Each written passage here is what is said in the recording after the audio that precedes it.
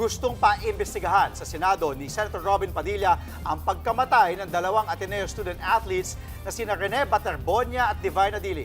Hiniling naman ng pamilya ni Adili na isailalim sa autopsy ang mga labi ng Nigerian student athlete. Live mula sa Quezon City, nasa frontline ng balitang yan si Brian Castillo. Brian, anong update?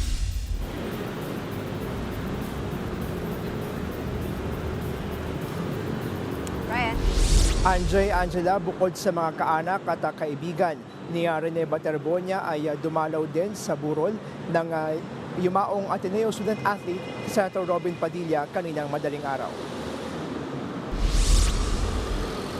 Sa mga larawang ipinost ng senador online, makikitang suot niya ang isa sa mga basketball jersey ni Baterbonia. Maghahain daw ng resolusyon si Padilla para maimbestigahan ang insidente sa team building activity ng men's basketball team sa Dipakulaw, Aurora. Pakinggan natin ang pahayag ni Senator Padilla. Dumudugo ang puso ko dahil napakaagang nawala ng batang to. Dahil sobrang pamapagmahal niya sa pamilya niya. Ang gusto natin, kaagad na maimbestigahan kung ano talaga yung nangyari sa batang to. Inaasahan natin na kagyat ay madesisyonan talaga kung sino ang uupo sa public order, kung sino ang chairman niyan para po magkaroon na kagad ng hearing nito.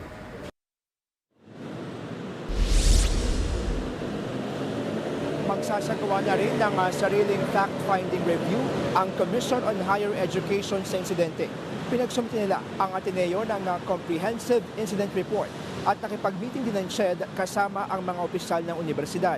Samantala, naglabas naman ng pahayag ang Embahada ng Nigeria kaugnay sa pagkamatay ni Divine Adili.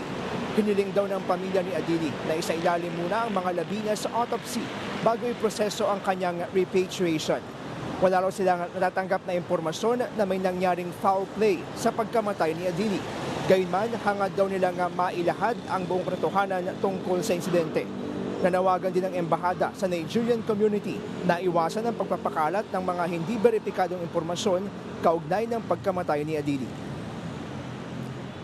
Angela, sa mga oras na ito ay patuloy tayong nakabantay dito kung magpapaunlak ng panayam yung ilang kaanak at kaibigan ni Rene Baterbonia. Yan muna ang latest, balik sa inyo. Maraming salamat, Brian Castillo. Mga kapatid, Andre Felix po, manatiling may alam pagdating sa mga mahalagang balita sa loob at labas ng bansa. Mag-follow at mag-subscribe na po sa social media pages ng News 5.